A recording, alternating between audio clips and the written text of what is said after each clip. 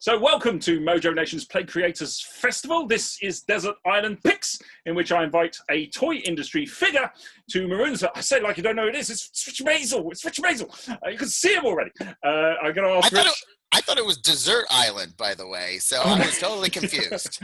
I typed stressed, it reversed it. It's supposed to be Stressed Island Picks is what I wanted to do. There we go, okay. And you're going to, the theme for those that don't know it is that you're going to pick, Rich, for us the toys and games that you would have if you were on a desert island to while away the time until rescue.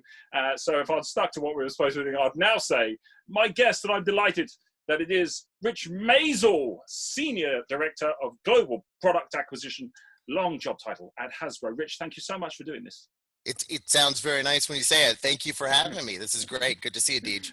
Likewise, I haven't seen you for a long time. In fact, the last time I saw you, I think, I've been meaning to ask you, it's been driving me crazy. You were on stage in Rhode Island, and you said that every time you say the name of a particular inventor on stage in public, he has to give you $10.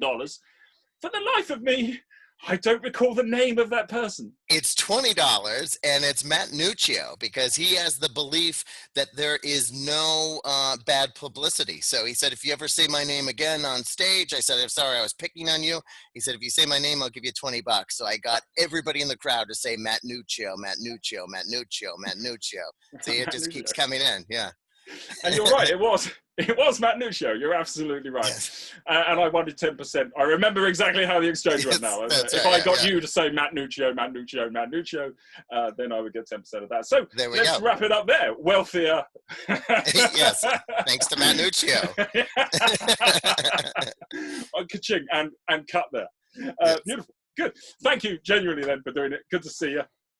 I was very curious then, because I don't think you and I have really done an interview. I know that you did something for the book, for the Snakes and Ladders book, but Bill did that. Bill's interviewed you.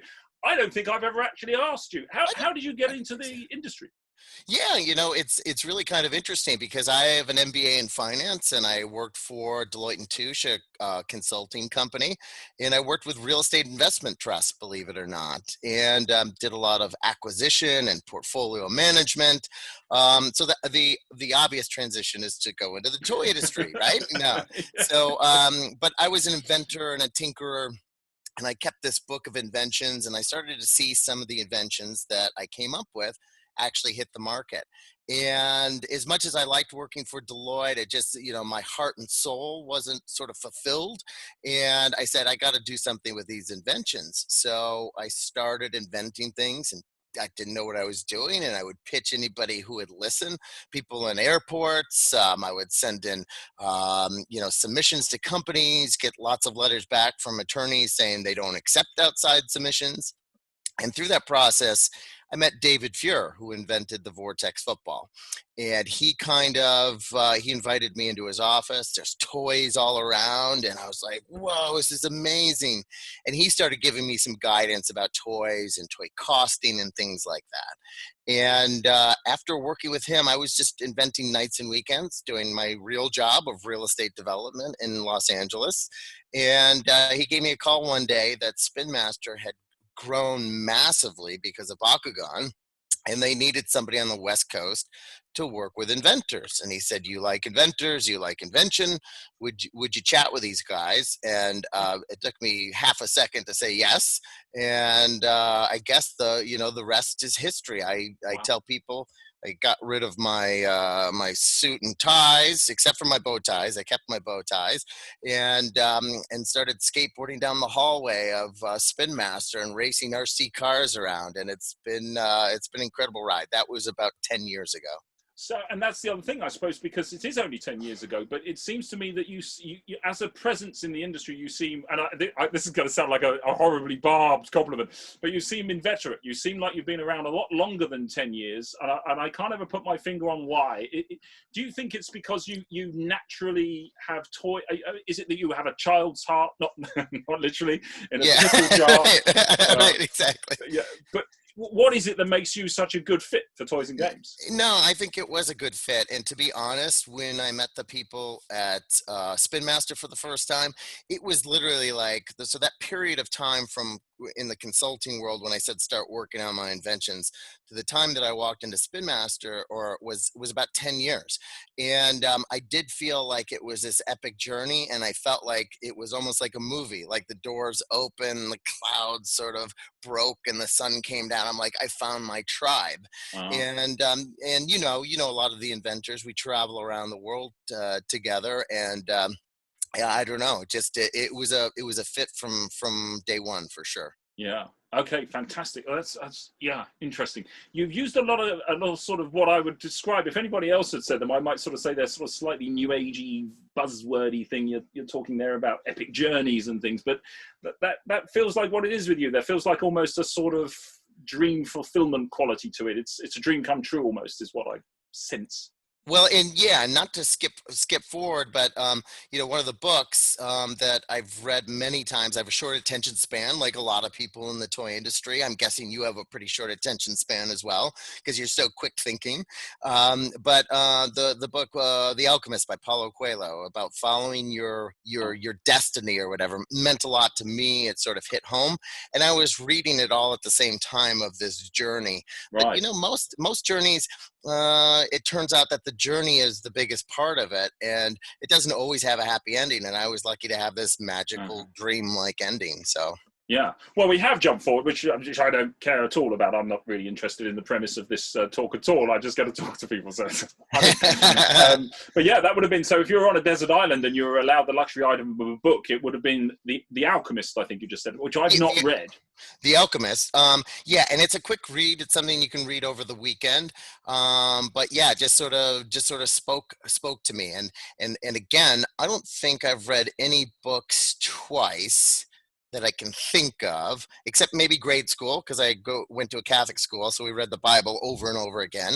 But the Alchemist, I think I've read maybe 16, 17 times. Oh, wow. And the audio version of it is read by Jeremy Irons, which makes it even better. Like that's a truly great version too. And again, I'm not familiar with Paulo Coelho's work necessarily, but something I think is true. I'm not 100% sure, but I think he uploaded an awful lot of his documentation and created his own foundation online a few years ago. Yeah, I think so. And, very interesting guy. And yes, there's several books that are good, but this is the one that spoke most to me about your life's journey and passion. Okay, very good. Yeah, he's got a lot of that sort of inspirational quote going on that foundation page. He does look like one of those people. Hello. Oh, what that was. You're not alone. This is the new world of COVID. That's my French bulldog defending my manner. As long as we were expecting something like that. I thought it was in my ear. I'm having another stroke. It's happening again. And you're just laughing. It's not right. Right, exactly. I should be calling someone. Yeah, you should be doing something about it. Like the idea of a mime suffocating in a glass box. How would you know? Everyone's just clapping. Yeah, that's brilliant. He's the best. This guy, the best mime I've ever seen. This guy's good. He really followed through. He wakes up. He's got dollar bills on him and stuff like that. Perfect. Wonderful. Oh dear. So jumping back, let's try and steer this the way it's got to go. Okay. When you were growing up, I'm going to assume that you played with a lot of toys and games. Which of those toys and games that you played with growing up were the toys and games of your childhood? Yeah, so I included in there some things like baseball cards. I was a big baseball card collector, and I include that in my toys because I spend a lot of time with that. But as far as toys that stand out, there was, and I don't know the name of it, but I later saw it on the shelf of Eddie Goldfarb. So Eddie Goldfarb, I think he's 90-something years old now, still inventing. He invented the chattering teeth and many other things. But I saw it on his shelf, and I immediately went back to childhood because it was this big, beautiful box. It was basically this car repair station. And what made it super cool is you could do a lot of things. You could change the front quarter panel from a sort of a busted up one that got into an accident to a clean one. But you got this little tool and it could do a bunch of different things. So basically, it was like kind of like a drill, and you could hook it up to it would lift the motor out of the car or whatever. So you could do that and use the gears. You could turn it into a little polisher, and you could polish up your car. You could take the wheels off and change them out for sportier wheels and stuff. And so anyway, there was just a bunch of really cool things to do, and it had this cool tool with it. And it was really nice to go see Eddie. And Eddie said I could actually have one, and I think he might sign it for me. So that would be nice. Sensational. And you're right. Yes, so I think his name came up recently. The chattering teeth. I mean, kudos that we know all about that. The person that invented chattering teeth is still. Yeah, and the fact is that chattering teeth is so ubiquitous. The fact that this was a pitch at one point in time. Yeah. And he told me he got the idea just because I think he saw his grandma's dentures or something like that. He just thought they were pretty funny or whatever as a kid. And he says, well, if I could get these things to sort of chatter and talk or whatever, that'd be a lot of fun. Great. So it's like the very basic of invention. What would make you laugh, Yeah. And you're right. The idea that it's exactly that. There's something so evergreen at one point wasn't there. Couldn't have been. How could it have been before we had the ability to make that cheap and quick? Yes. And yet at some point that was just the idea in someboher's head waiting to be pitched. I think that's phenomenal. And he's still pitching. He's still pitching at 94. Yeah. Wow. Gosh. So we don't know what it's called, but it's some sort of car shop repair thing. Yeah, and it was this giant box too, which we don't do nowadays, right? So everything comes in much smaller boxes, but this was a ginormous box, and I remember, just many hours with that. And how old would you have been with that? So that's probably, I would say, like 8, 9, 10 years old. Okay, I'm curious. Something else that has come up, I wasn't going to ask you this, but we've had it with a number of inventions over the years, and oddly enough, particularly in these sessions that we've been doing, did you mash up your toys? Did you sort of have the sort of Star Wars meets Lego meets Action Man? Did you have it all going on, or did you keep things separate? I'm trying to think. I probably did. I probably did a lot of stuff where I set up characters and threw baseballs at them and stuff. So like I used them for unintended purposes or whatever. So for target practice. I like the advice that I got from my predecessor, Wayne Luther, about tub toys. And he said, to a kid, every toy is a tub toy. So I would take them a lot in there, and you'd play with them in the tub and stuff, and have multi-purpose. Right. When you say a tub toy, you're saying like a bath toy. We would say. Yeah, bath. It's not a line of. It's just a. It's not a line. It's just you took your action figure and threw it in the bath, and I had a lot of fun with it. Wouldn't know. Bath toys. The only bath toy I was given. My brother is the favorite child. I was given a toaster, and that is it. Play with us. Yeah. One radio. That was all I got in the bath. But I did have another bath toy, actually. Speaking of deserted islands, and this may come up later, it was a Gilligan's Island playset. And I don't know if Gilligan's Island got much play in the UK, but it was a favorite as a kid, and for some reason that one really sticks out too. Wow. Now, you see, that's interesting. I don't think Gilligan's Island is huge over here. I don't think it is, but I wouldn't necessarily... You guys were stuck on Jerry Lewis for a long time, I think. So, maybe not enough time for... Some things seem to import and fly, like we had the Mission Impossibles and we had Star Trek for sure, but I don't ever remember seeing Gilligan's Island as a kid, and it would have been on before I was a kid, if you know what I mean. It would have been it anyway, but not sure. Yeah, I saw it in reruns too, because I think it was more 70s, I think. Yeah, I don't know. I would have to double check that. We'll probably do some research. We can have a little screen pop up and say what years Britain had it, and we just slept through it. I don't know. Well, you guys only have like 4 channels over there too, so it's true, like, there's not much. It's like 1, 2, 3, and 4. There you go. Yeah, and 4 didn't come in all that quick. When Channel 5 came in, the reception was so bad in a lot of the country that we had sort of 4.5 channels for a couple of years. You could watch Channel 4, but it was all snow and. You're right. Yeah. Really, like an awful lot of the Zoom meetings have been during this lockdown. It's that's true. Good luck to you if you manage to get on. So the car shop would be your toy of choice on the desert island. But if you also had, I'm assuming that you would also play games when you were a kid. Yeah, absolutely. And to this day, do you play Yeah, games? lots of games, and very fun. In a typical year, we would go to Essen as well too, which is just the ultimate in gaming. Basically, it's like 3 or 4 days of gaming from the moment you get up in the morning to the moment you go to sleep at night. Like, it's just absolutely amazing. And what's cool at Essen is the hardest part for me is, reading all the rules and getting people together. They have people at every table, and they set up the games, and they speak German and English and maybe a few other languages. And so they walk you through the game for the first time. So I played Colt Express with a family that didn't speak English, and I didn't speak German. And we had a great time, and we learned how to play the game. I actually had this weird moment where the kid, I thought he played wrong, the card. I'm like, no, no, no, 99999 in German. No, no, no, no, no. And he's like, the kid was probably only 8 years old. He goes, yeah, yeah, yeah, yeah, yeah, yeah, yeah. And he showed it to me.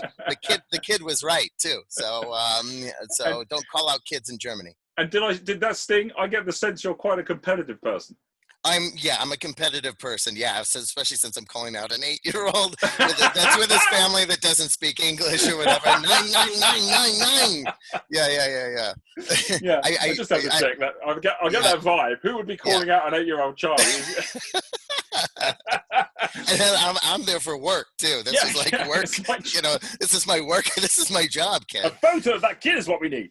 All right, so if you were having a game now as an adult, which game would it be on the desert island? I would probably take Ticket to Ride. So Ticket to Ride I love is because it seems to be different every time you play it, and that'd be pretty important. So I love that game. It's just clever. It's one of those ones, easy to understand but hard to master type thing. So that's what keeps you playing over and over again, because each game is different. So I'd probably take that. I'd also break the rules a little bit and steal a tiny little game called Golo that I really like. And it's a golf game, and it's a strategy game and dice game, and it's really small, easy to take on the road with you and stuff. And that game I play quite a lot. I like golf, but the gameplay is just really well balanced. Interesting. See, now that's one of those things, because a lot of people will sort of say, in terms of games that don't work almost universally, games about games, sport, football, that sort of thing, cricket. Yes, yep. And I would have thought a golf game would be quite a hard sell, but and we don't have Golo over here, I don't think. And this one, even if you didn't know golf, it's just kind of a risk reward type thing. So you have to fill in a score for the par fives, but you could do it your first turn, or you could wait till it's that last turn or whatever. So it's got this really good risk reward, sort of feedback. So even if you weren't into golf, you could play this game. But I agree, a lot of the sport games don't really, they're not that deep or whatever. They're just playing off the theme that you like baseball, so you buy the baseball game. Yes, which is I think something quite nice. We get it a lot with new inventors who sort of more or less say, well, I've looked at the shelves and there is no game about football that's Super Yu-Gi-Oh, obviously, but there's no other game. So this game is about football, as though they found a market merely because the absence of a product implies a market. Right, exactly. There may not be a game for a reason. Yes, And we do get pitched. I get pitched a lot of what we call soccer here games, and we don't do sports games. I mean, if you look at it, like, that's not something we would do. Typically, those would be maybe at sporting events or something like that, not in really mass market. They would probably have the logo Arsenal on it or something like that, and people would buy it in that setting, but probably not at Argos or something like that. And I'm curious then, Rich, when you're sitting there, I don't think I've been in the room when somebody's pitched you. I'm just checking myself, but I don't think I have. So I'm actually standing, by the way. I'm just really short. No, he's joking. That might be true. Thanks for bringing it up. No, I'm just kidding. I'm normal sized. But your personality's big, so it could have been true. You sometimes have that, don't you? Expect something to be enormous. But when somebody pitches an idea to you, how quickly do you? It's a difficult question to answer, but how quickly do you sort of think, this is just not going to work, versus Could you immediately say no to an idea in your head and be talked around, or is your snap judgment so in tune that you're pretty sure of it? You know, the snap judgment, I think a lot of the times, just because now I've probably seen 40,000 toy pitches or whatever, so you get a pretty good sense of what's coming on. But there's a lot of surprises too. You know, there's times where you think, oh, I know what that is, and then it does something completely different. I always say, like, if you look at a car, okay, I know what it's. Okay, maybe it's an RC car, maybe it transforms or something, but then it does something completely wild that you never expected. So definitely can recover from my first thought of oh no, I've seen this before. Right. And then there's also been times where I've looked at something and I think I know what it is, and I'm like super excited about it. And then I realize when the person starts explaining it that it's not what I thought it was. But then I'm like, wait, did I just invent that then? So because it's like I thought of this great idea or whatever, and but when they kept talking, then it's sort of like, oh, it's not what I expected. You're absolutely right. I think that's a really interesting area of creativity that doesn't really get explored. That your mind wanders slightly, and you're of the view of thinking, oh, I think I know what's happening. I remember seeing a magician a few years ago, Paul Zenon, very big magician in the UK, and he came on stage and he was doing something with a bottle of beer. And there's a little sort of wedge of lime in the neck of the bottle, and he lifted it up and he made an interesting reference to this thing. And I just immediately thought, I wonder where this is going. And my mind wandered, and I had in my head the idea that he was going to drop the bottle to his side, never let it go, never let it out of his sight. And then when he lifted it up, it would be a different bottle, and it would only have water in it, and the beer had gone, as though it suddenly become magic. Right, yeah. Total, right? Yep. And he didn't. He just made a little joke about the bottle, took a swig of it, and I thought, well, now that is technically my trick now. Right, yeah. Right, I couldn't have got there without Paul Zenon's little bit with a bottle. I wonder about that. I've had dreams before where an inventor pitches me something and I like the idea, and I've never had it happen that it's like gone to fruition, that it's gone to shelf, but I've always wondered that, like, gosh, that you did pitch me, say it was Deej. Deej did pitch me. It wouldn't have happened without him, but it was in my dream. Yeah, so interesting. Yeah, that's a gray area. Well, once something gets to market, I'll let you know how we deal with that. Yeah, well, okay. Well, perhaps you just, in my dreams, you'll give me the money. Yeah, actually, that's what it is. Maybe, sorry, Deej. In my dream, I'll sign a contract with you, and it's for 20% royalty. And give me a really good deal. Yeah, that would be the way to handle it. Everything's ethically where it needs to be. That's great. I like that. Oh, beautiful. So what did we say there? Ticket to Ride and Golo. But both of those games, of course, would need somebody to play the game with. And this is a deviation from the official version of Desert Island Discs, which we're ripping off. Scandalous. But with whom would you play? If you could have anybody in the world, living or dead, who would you have play a game with you? So this is interesting because it's just one person. Because one person can drive you nuts too. If you might want one person, one situation. I was going to say Selma Hayek, but my wife is actually sitting right off to the right of me and working from home, as we all are right now. She's in earshot. She can hear us. And actually I'm being stared down now, actually. Nice. Okay. So, but I think somebody like Richard Branson, I think he'd be quite interesting.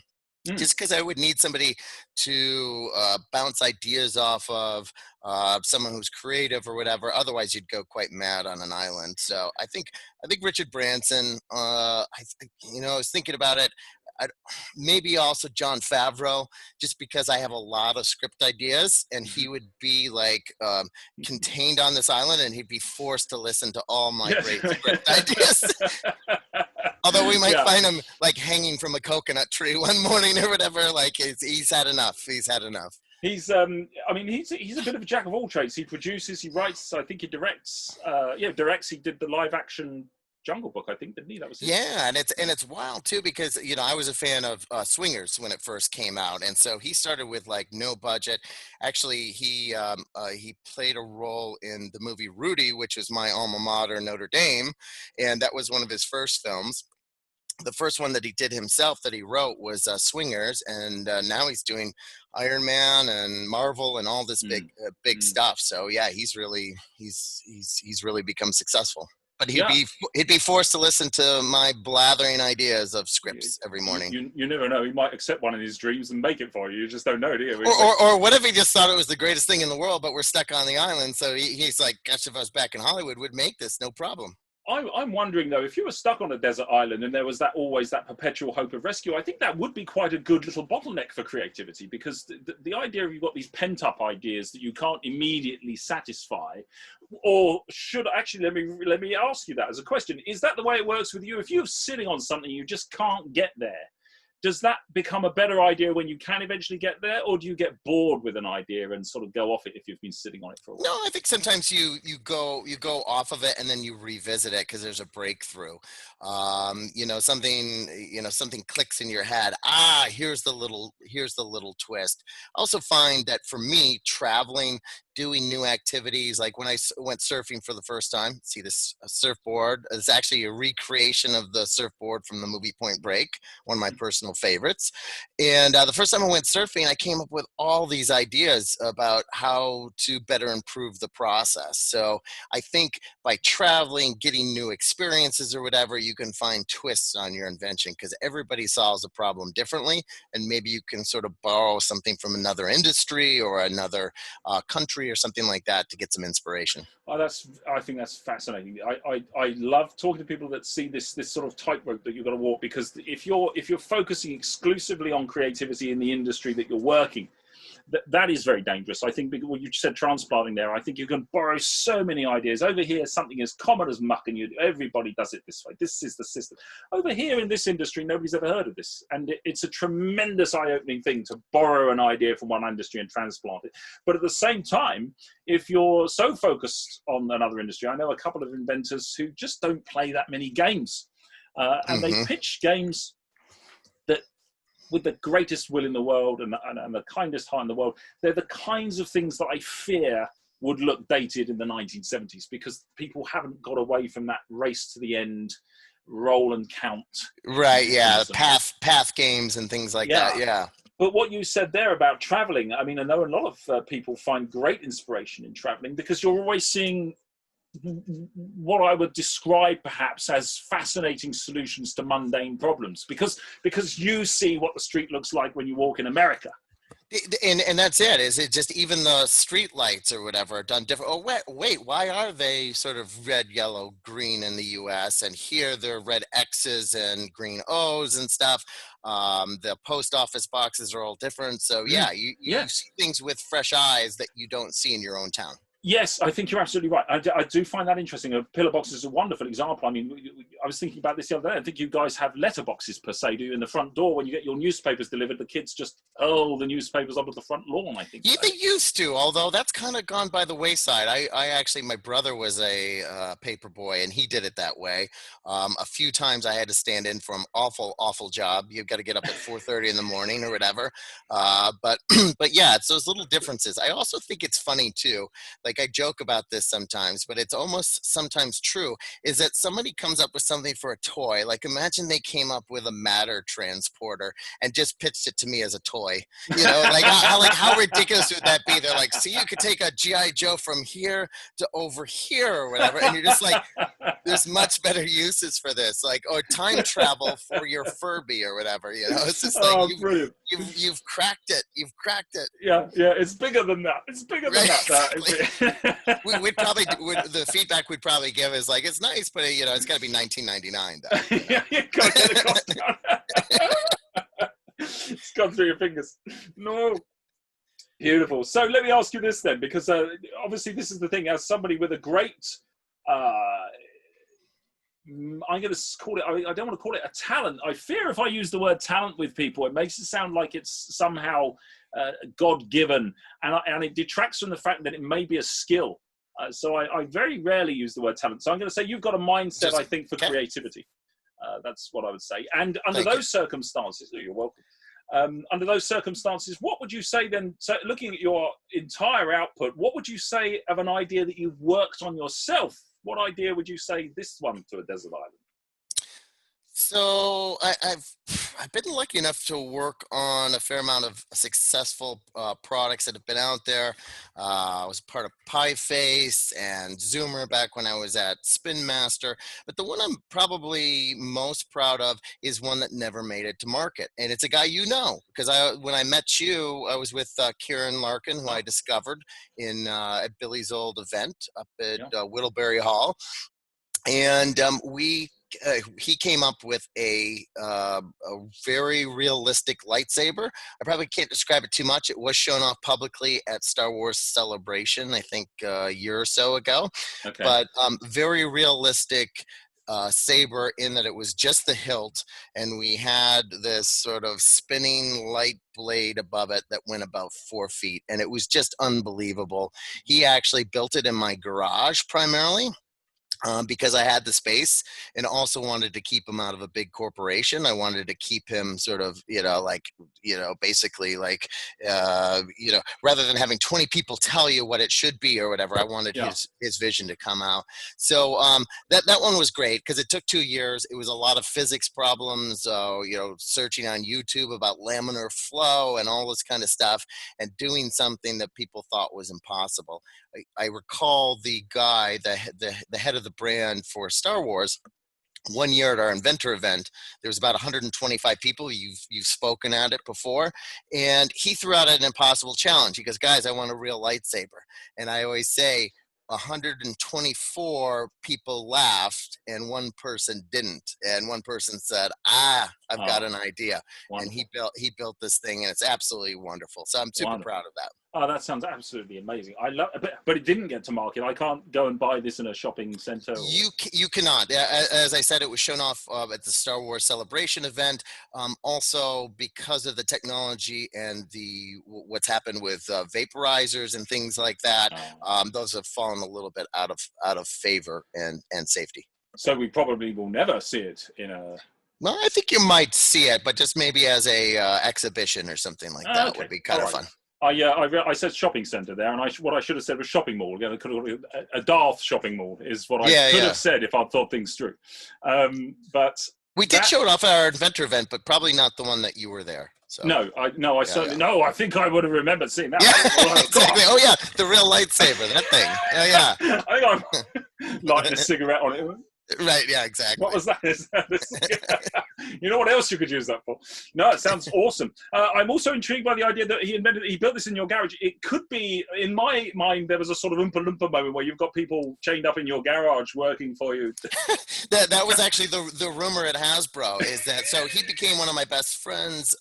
I was best man in his wedding because I introduced him. So him and his wife met at our inventor event. I brought them both in. They both didn't know anybody. I kind of call them my wild cards, some of the old industry stalwarts, but I want some new blood there. Since they didn't know anybody, they sat next to each other at our inventor event. Later that night, he had a gin and tonic or two, and he came over to me. He said, "I'm going to marry that woman, and you're going to be my best man." Oh, my God. And I was like, of course, yeah, right, buddy. Good luck. And she's way out of your league, by the way, and all this. And he got married. He just had a baby with her, and I was his best man. So not to make it all about me, Rich, but I don't think I've got the most out of coming to see you in Rhode Island. I think I kind of wasted my time. I know. I was going to say, I said the next year or whatever. Hey, look to your left, look to your right. You might be married to this person next year. Around this time. This is what Hasbro does. We're a full service, I don't know how Don Ullman's going to feel about that. It'll be pretty wild. Right, exactly. You're going to marry Steve Ray Kemper.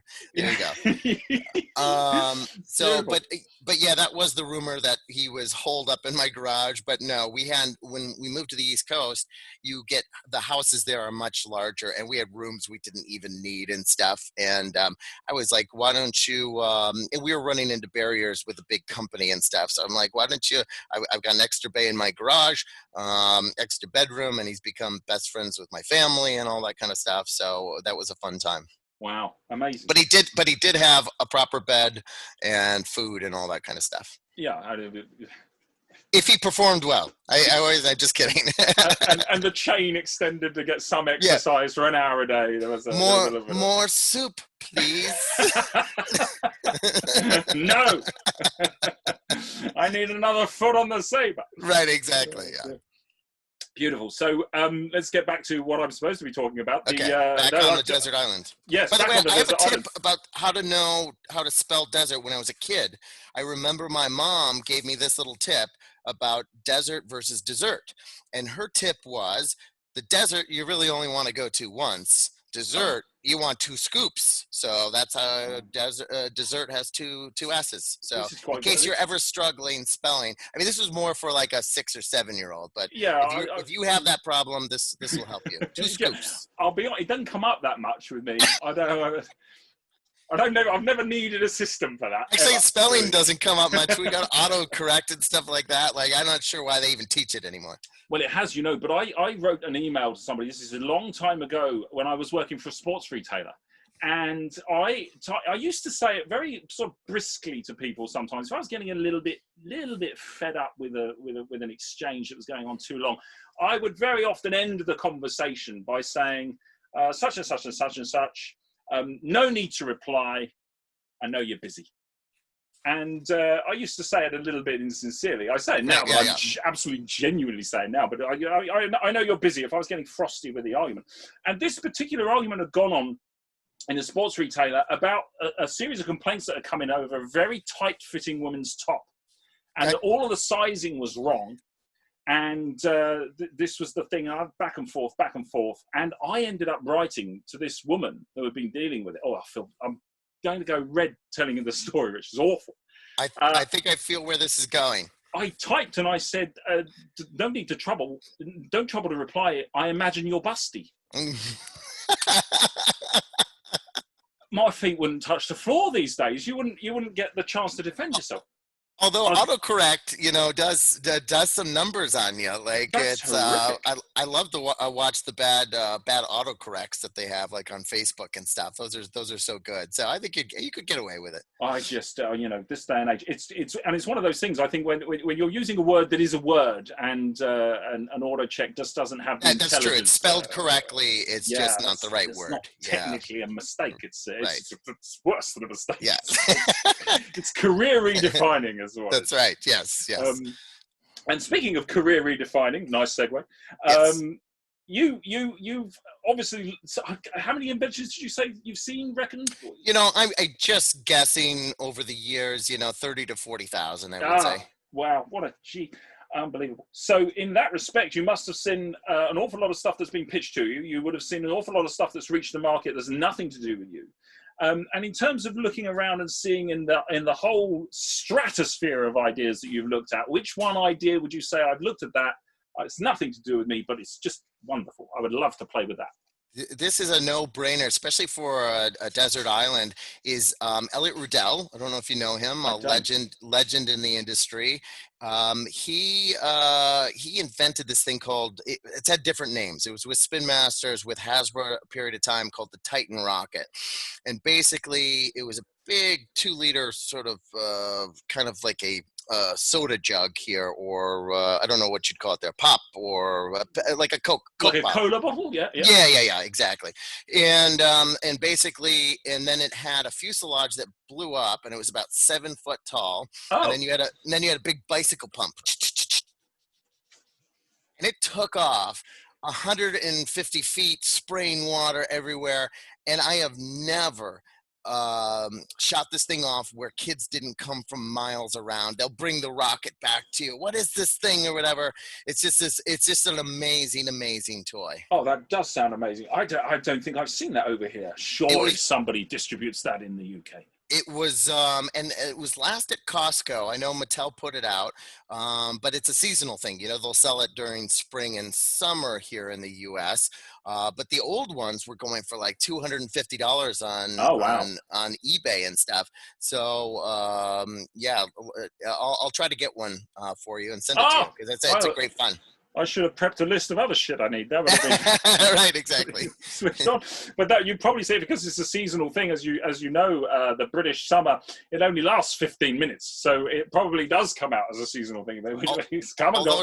Although 2 years ago I came over and rented a camper van, And for 2 weeks, it was sunny and beautiful. And everybody almost apologized to me across England as we drove down the coast. They're like, it's never like this. It's never like this.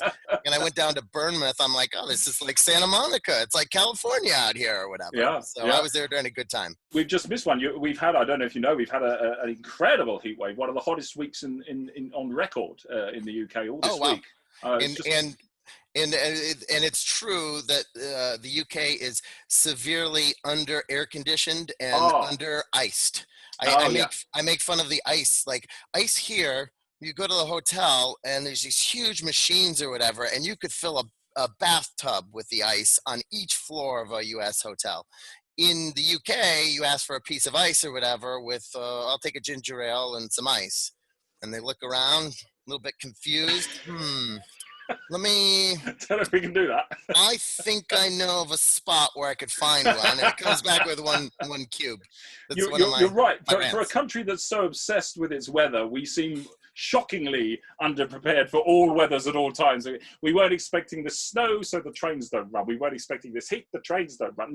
Whatever the weather is, it stops the trains running. I don't know. And you guys are starting to get iced tea, but everybody's still confused when I order it. So now, although to be fair, Rich, visiting Rhode Island, I have nothing but kind words for you and Hasbro. I came over, you treated me like royalty, and not like Prince Andrew. I mean proper royalty. But to get a cup of tea over there was much harder work than I had ever envisioned it could possibly be. No, we probably get similar looks on different parts of the pond because I say iced tea and people are struggling to think of like how would you make that? And this is why I want to open an iced tea shop in central London, and it would be just like I'd be the Alchemist, right? It's like I'd have tea over here. They're like ice. They're like, what's he gonna do with these two? And as I put them together, they're like, where'd the tea go? Unbelievable! He's a magician. It's proper alchemy. Alchemy is a beautiful word. And of course, that was your choice for the book. So The Alchemist, which we covered at the beginning, Paulo Coelho's The Alchemist was your book. If you were also afforded the opportunity for another luxury item, a piece of music, in which direction would you go there? Yeah, this one's pretty easy for me too, because I have listened for years to the same like 4 albums of the Red Hot Chili Peppers. So I would just probably the best of the Red Hot Chili Peppers, and I think I would be set. That's pretty much what I listen to anyway. Yeah, and in terms of the music, I mean, is it the music that particularly is the appeal there, or is it the attitude? Because it's quite a what's the word I'm looking for? It's quite a gritty choice, perhaps, in terms of the attitude behind it. Yeah, and interestingly enough, they kind of started off as like a joke band here in LA. Not a joke, but they were like way over the top. They did things like come on stage without any clothes on, and they were just kind of like this niche band or whatever that was kind of funny. And then they just kept going, and then they became much bigger, much larger. Fun fact: my favorite movie, Point Break. Anthony Kiedis actually plays one of the bad guys in there during the fight scene. And so I think I like a little bit of, the attitude, the California focus too. And then there's also the gritty side, but then there's also some softer songs as well too. So they balance those well. Okay, and purely out of interest then, I'm going to spring this one on you. If you had to sort of say, were there lineup changes in that band? I think that's... There was just the guitarist, I believe, or the bassist passed away. I think he overdosed on the road, but everybody else is the same. The drummer, the Flea is the guitarist, also, and then Anthony Kiedis. So it was just the bassist, I think. Is there one song in particular you thought, well, I could live with the album for sure, but if there's only one song? Gosh, let's see. Under the Bridge is just a classic. And then Californication again, because that sums up exactly kind of that whole thought process. I love California, and I love the Red Hot Chili Peppers, so that's like the best of both worlds, right? And where are you based now, Rich? You moved around for a little bit there. I couldn't keep track of you. I had my tracker devices, but the batteries have died. I don't know where you are. Yeah, so exactly. So I'm in Burbank, California, which is borders Los Angeles, and it's home for Hasbro Studios. a lot of studios are here. So like Conan O'Brien Films here, James Corden, one of your country mates films here in Burbank. Don't, I'm not willing to take the blame for James Corden. Palm that off. He's yours. You've got him. You've made him a tremendous success. We had him as a little punky sitcom star. Yeah, he did one of those riding in the car things with the Red Hot Chili Peppers, which is quite good. So you should check that one out. Yeah, so very creative. Nickelodeon is here. Disney Studios are here as well too. So I love the creativity that's around here in Burbank. Brilliant. Okay. Yeah, I think Disney, Burbank, right? Disney's out there as well. You got Disney Studios is here. So yeah, lots of creative folks in the neighborhoods and stuff. And is that in terms of a community there? Is it, because I've not been, but is that the sort of thing where it's like LA? There is only that sort of industry and everything revolves around it, or is it a little bit richer than that? No, well, I would say a lot of people are involved with that. So you meet a lot of people, like they're set builders, or they're special effects people, or they're writers, or they're cinematographers. So you do meet a lot of people. I mean, if you think you've got Nickelodeon, Cartoon Network, all these people shooting out there, it's like all the support group is there. But you see a lot of that in LA proper as well too. Yeah, interesting. Okay, very interesting. So now I suppose the final the question is that, well, there's two things really. I suppose the one that I'm not sure if I was telling you, I might you ask you this, but of all of the things that you've listed, then if you could only save one of these items from the desert island, which one of these things would it be that you took away with you? It's interesting, but and also I just want to be clear that I packed food and water first sure. too. Okay, yeah. Okay, because I just want to make sure I wasn't eating Ticket to Ride or whatever. There with John Favreau and I are fighting over who gets more of the cardboard. That would take a whole different turn or whatever. Yeah, no, unlike Kieran, I have decided to give you food and water. Wonderful. You wonderful. must live. That sounds good. Gosh, out of those, if I had to save just one thing, I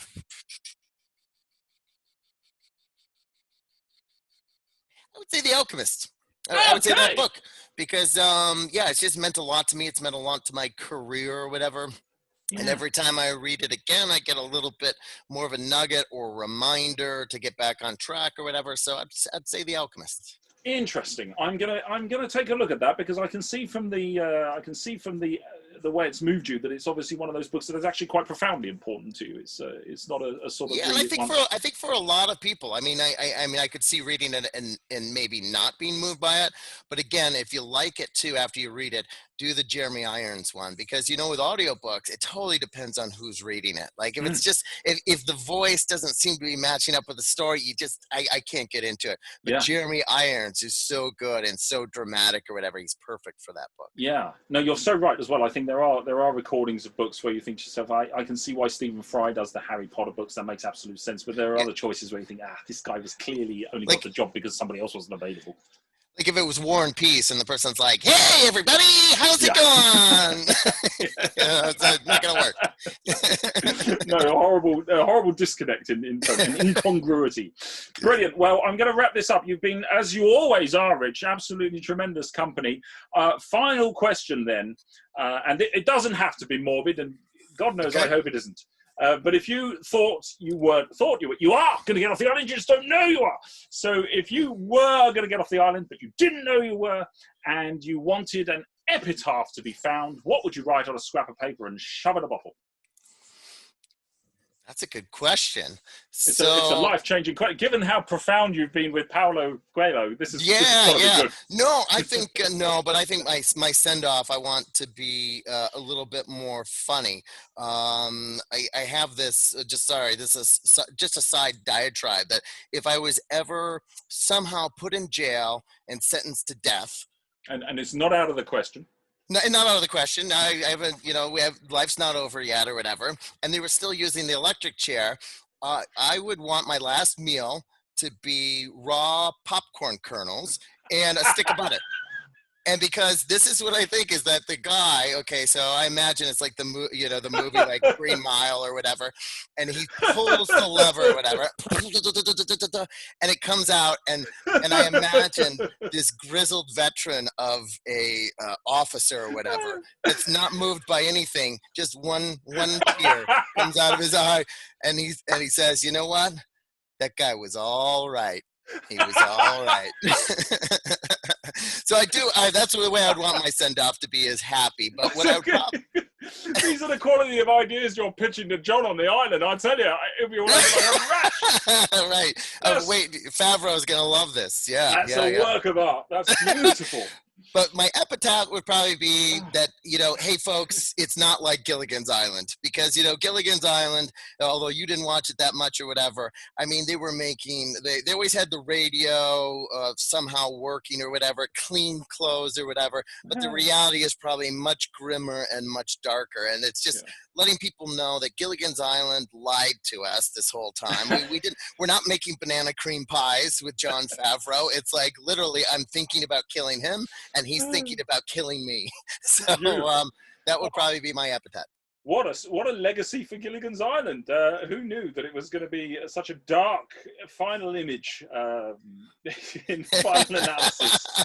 Everybody's dead and bitter about it. Everybody's dead, yes. I think Favreau's gone quite mad. Yeah. Oh my God, brilliant. Well, brilliant. I've got stuff to think about. I feel that was somehow quite profound. Beautiful is the only word that is the and we gave Billy plenty to do on the editing front. Oh, he's never going to be able to edit that. That's going to be expected. We just veered left, right. Yeah. As I knew it would. As soon as we got you in the back, and we wanted to get you as well for the Room 101 panel, which I'm going to invite you to do next year, on the assumption that everything gets back to some kind of normality, because I'd love to hear about the things you hate. Oh, wonderful! Yeah, I've got some good rants. I've got some good rants inside of me, so I'll build up a few of those, and we'll do something together. It is a date for sure. And meanwhile, I'm going to say thank you sincerely, a genuine pleasure. It always is. Rich Mazel, thank you so much for your time. Yeah, thanks for having me, Deej. Appreciate it. See you soon.